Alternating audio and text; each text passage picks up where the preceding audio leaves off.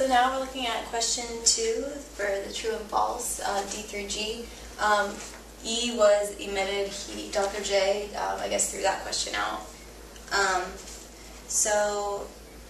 D asks, delta G is approximately equal to delta H at low temperatures, true or false? So when temperature, we have to use this equation. Delta G is equal to delta H, T delta minus T delta S. So when T is getting really small, so does delta S. So this whole term right here gets closer to 0.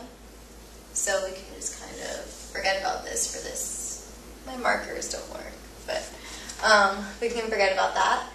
And so delta G is approximately equal to delta H if we cancel out this term, so that would be true.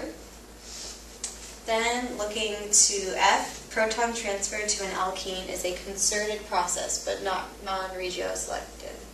So proton transfer could mean a few things. If we were talking just about using hydrogen and a catalyst, a metal catalyst such as platinum, then it would be concerted. This is kind of, think of the hairbrush model where the bottom of the brush is your metal and the little bristles of the brush are hydrogen. Hydrogen's bonded to the metal, and then your alkene sits on top of it and brings up hydrogens all in a concerted step. This marker,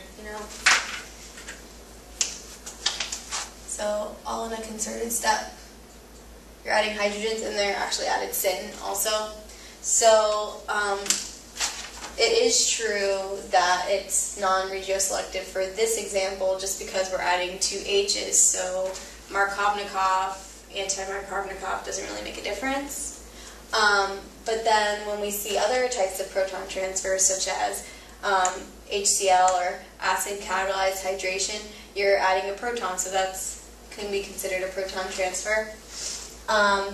These, however, are regioselective. So the carbocation for both of these is added to the Markovnikov position, so that thus implies that they are regioselective.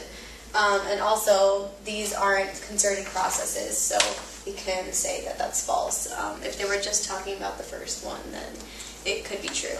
But then for G, HCl addition to styrene is a 3-step carbocation mechanism where the rate determining step occurs in step 1.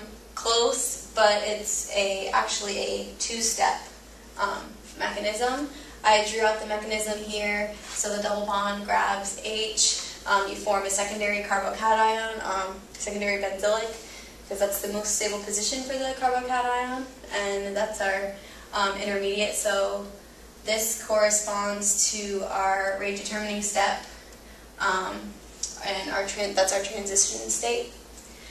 And then after that, chlorine comes in from either the top face or the bottom face. So this is our barrier 2 that we have to cross when chlorine attaches to the carbocation, and then we get to our product. So as we can see, this is actually a 2-step process and not really a 3-step carbocation process, so the answer is false. So false, false, and true.